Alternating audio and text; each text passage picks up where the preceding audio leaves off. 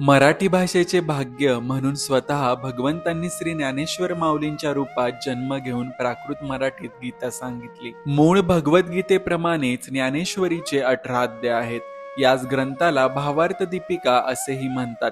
या ग्रंथात ज्ञानेश्वर स्वतःचा उल्लेख ज्ञानदेव असा करतात। हा ज्ञानेश्वरी ग्रंथ संत ज्ञानेश्वरांनी शके 1212 मध्ये म्हणजेच आपल्या किशोरावस्थेच्या वयात रचून पूर्ण केला।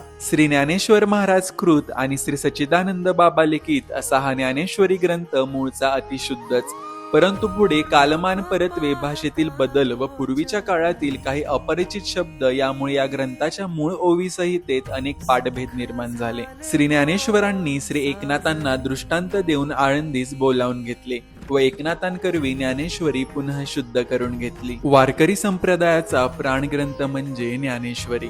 महाराष्ट्रातील प्रत्येक घरामध्ये ज्ञानेश्वरी आस्थापूर्वक वाचली जाते।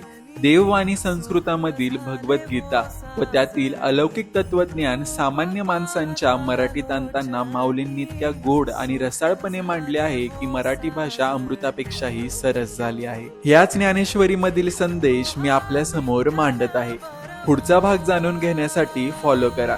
जय जय रामकृष्ण हरी।